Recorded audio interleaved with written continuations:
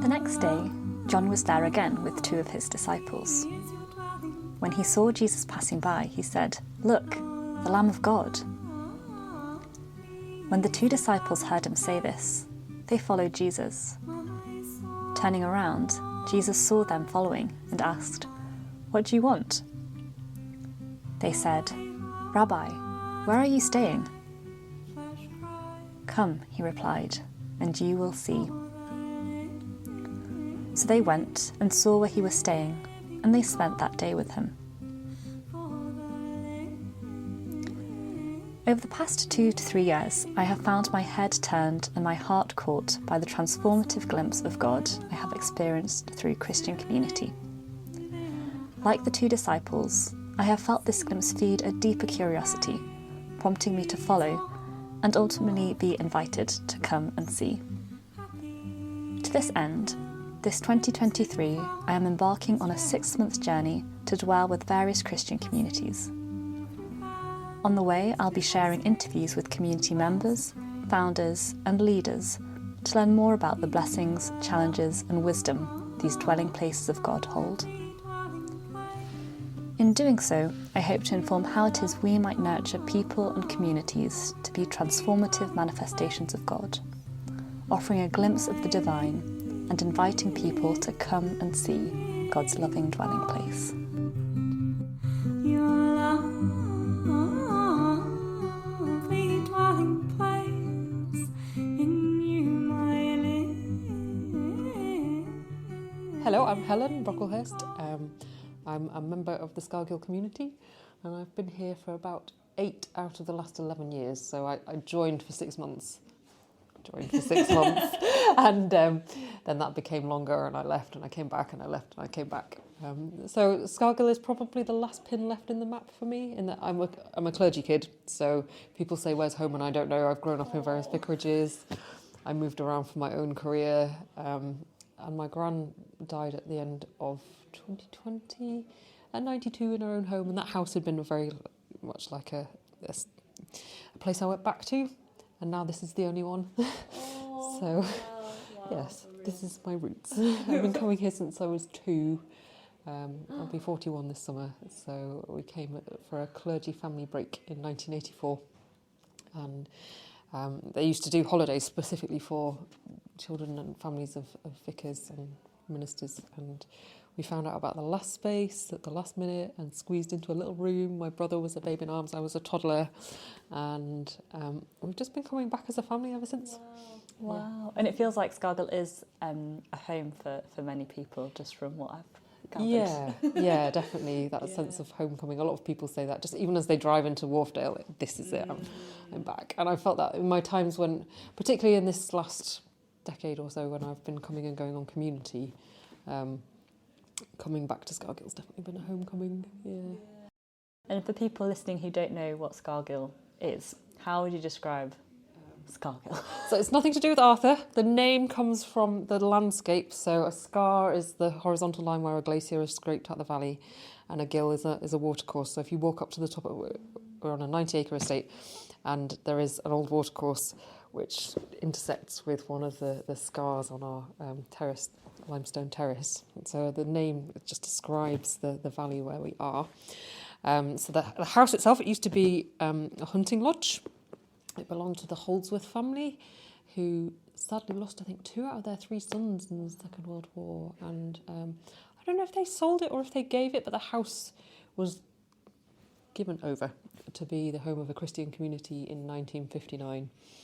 And it's had bits and pieces tacked onto it. Some of the land's been sold, but we still have 90 acres.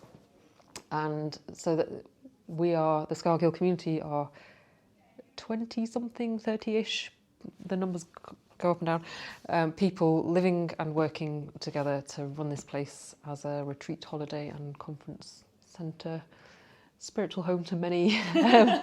Yeah. And then, so you've got the 20 to 30 community members, which kind of all ages, and can come and go from what's the minimum stay kind of? It really varies, and it's very flexible. So we have, say, Iris, who's just here for 2 months out of her gap year. And we often have people come as summer workers. They might be students or just in between things. And then some of us who sign up for 6 months and stay for 2.5 years. And some people, we also have extended community. So particularly a few slightly older people who live off-site but will come regularly for twice a week, or Sean, who was on community, and his wife is now studying, but it works for him to come back for 2 weeks every 2 months.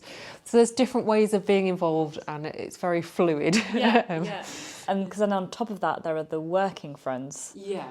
And they, from my understanding, are just very familiar with Scargill and come back to give of their time. Yeah, on retreats. and I mean that's a nice thing in a way, because sometimes people will come as a guest and they book in to be part of the programme, and then sometimes they come as a working friend.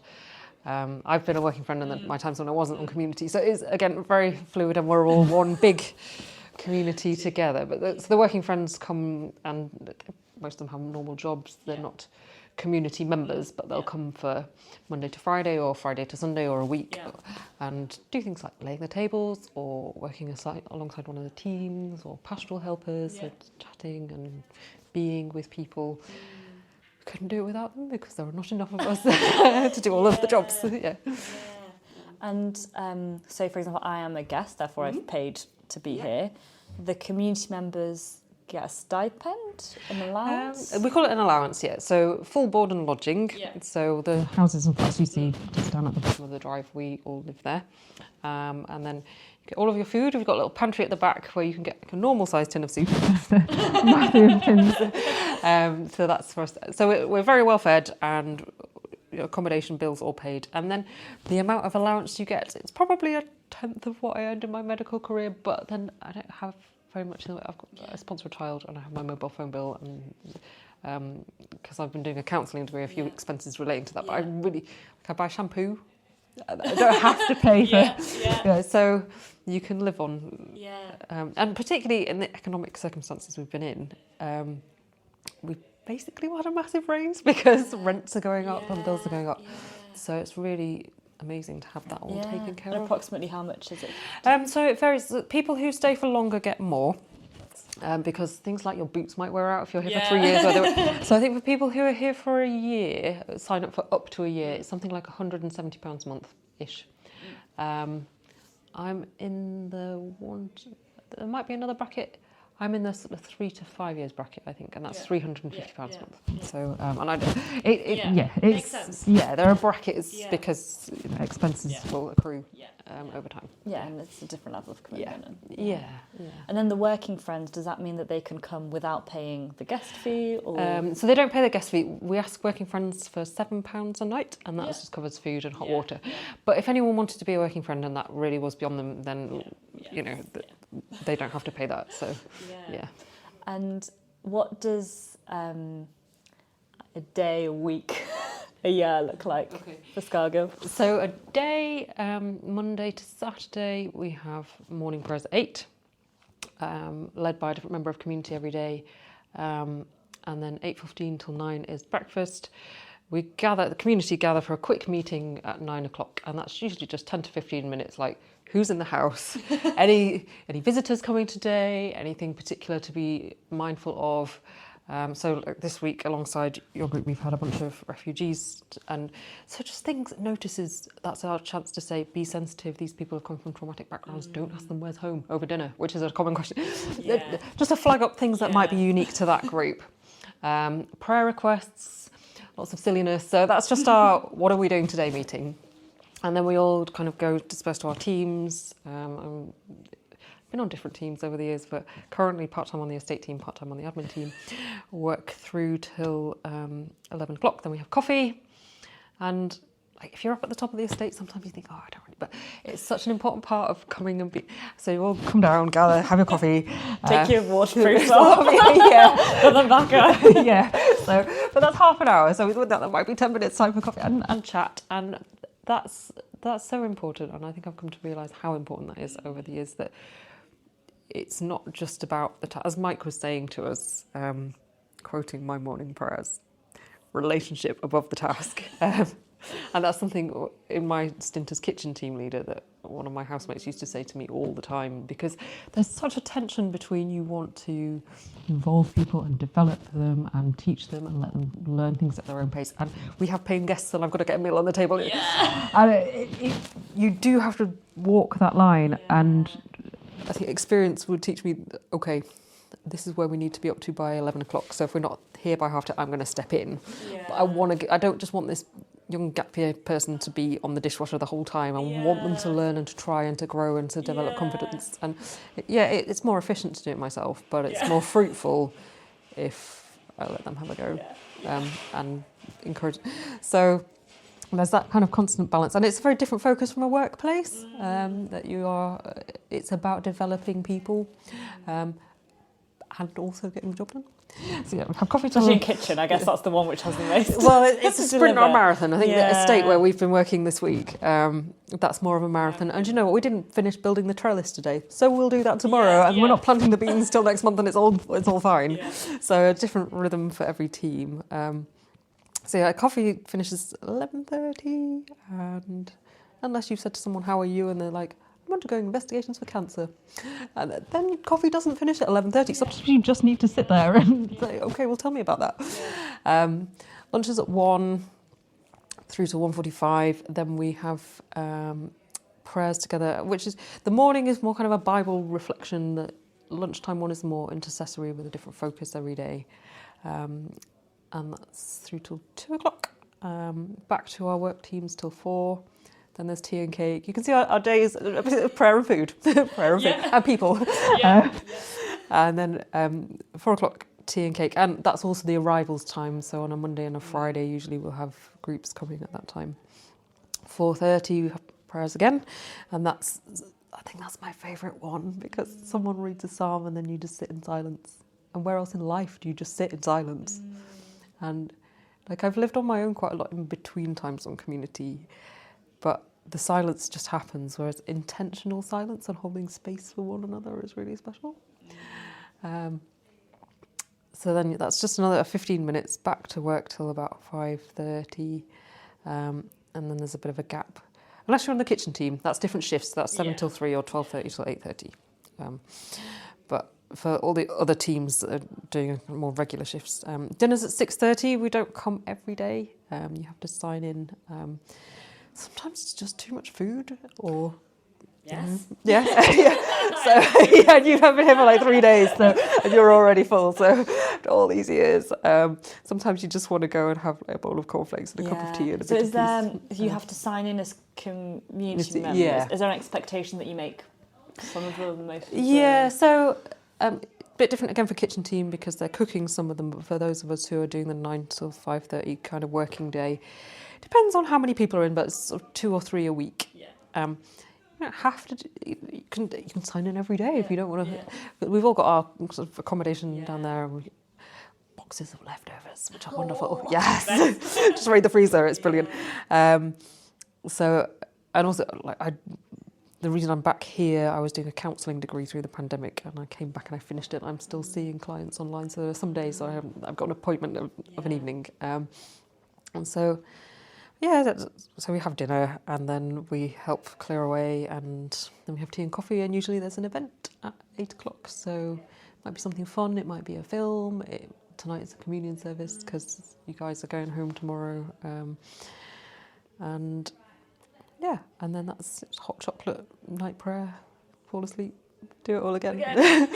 So it's a very full day, a very humane day as well, because prayer and food, like when I worked in the NHS, a break was a Mars bar for 30 seconds while you're writing your notes. So it does, I think it's a long day, but it's very well paced. often. Tuesdays are a bit different. We have a community meeting between 2:30 and 4, and again 8:30 till 9:30 at night, which feels a bit late. Yeah. Yeah. Being in those late night community meetings, you're like, Yeah. but it's the only time that you can fit it in. I want to be here, and also I'm knackered. Yeah. But yes, you have to fit it around. Yeah. So guests will often be watching a film on a Tuesday night. Yeah. And then Sundays are different again because they come for the weekend, and then we'd have big roast Sunday lunch, and people leave 2:30 after their lunch, kind of very full, and then about 3 o'clock we all finish work, and go and wash our socks or go for a walk. Yeah, because all of this is in the wider community framework of running 1 week programmes for guests, followed by weekend programmes. And you're mentioning that you get 6 days off in a 4-week period? So it roughly alternates. It doesn't always work out exactly like that, but you get, on 1 week you get 1 day off, and then another week you get 2 days off. Sometimes together, sometimes spread out, and I quite like it when they're spread out. I like a midweek day off because it's quiet up on the hills and you go for a walk. And you can book holiday like a normal job. It's about 25 something like that. Again, varies with the length of service, and some of it, there's a few days we have to take over Christmas because we're closed, but that's quite nice. And then the rest of it you just sort of negotiate among your team, and you don't obviously want everyone off at the same time. Leave the working friends in charge and just let's just all go. And then a few times through the year we'll have a closed period of a few days, so it might just be like chance to catch up with the cleaning or sleep or community retreat, different shape to it, and just pauses. And I think that's been particularly important since the pandemic because the community's been slightly smaller. And you really feel the difference of not having the hands to share the work. So, for example, you guys arrived on Tuesday, and Monday was it was Easter Monday, wasn't it? So people were going home, and then people were coming the next day. But we do sometimes just have a slightly shorter event, like a Tuesday to Thursday or Tuesday to Friday, a little breathing space, which becomes important. Because I think I would personally maybe find it hard to have such an almost relentless rhythm. Do you find that you have the space for solitude, or that you have enough of kind of space, especially coming from living alone? It is different because I was living alone through the lockdown, and from March 2020 through till, was it June when the bubble thing came in? So it's 3 months, and I'm very much the introvert, but even I found my limits of solitude in there. And I think, you go out from that when I was in my own little house, which is lovely. I was going out just sort of looking for company, and I was so happy when the bubble thing came out. And I was looking forward to going and seeing people. And there are still people, I want to go and see my family and my goddaughter. And there are people that I would... But I think I go looking for solitude more from community life. There are acres of hills out there. It's beautiful. I'm just always tempted to be out walking from here. I know it's always so good when your day off coincides with the sunny day of the week. So my idea of an ideal day off is sunshine and just pack some sandwiches and go for a really long walk. I really like what Henry Nouwen says, and he says that it's only community that you learn the difference between loneliness and solitude. And withdrawal and solitude as well. It's it's not the batten down the hatches mentality, it's that I need to be alone so that I can re-engage. Exactly. And we've probably got like 1 minute. Okay. If you had to summarise a blessing and a challenge. People. And where would you say that God dwells in Scargill for you, or in community? Definitely right at the top of the estate.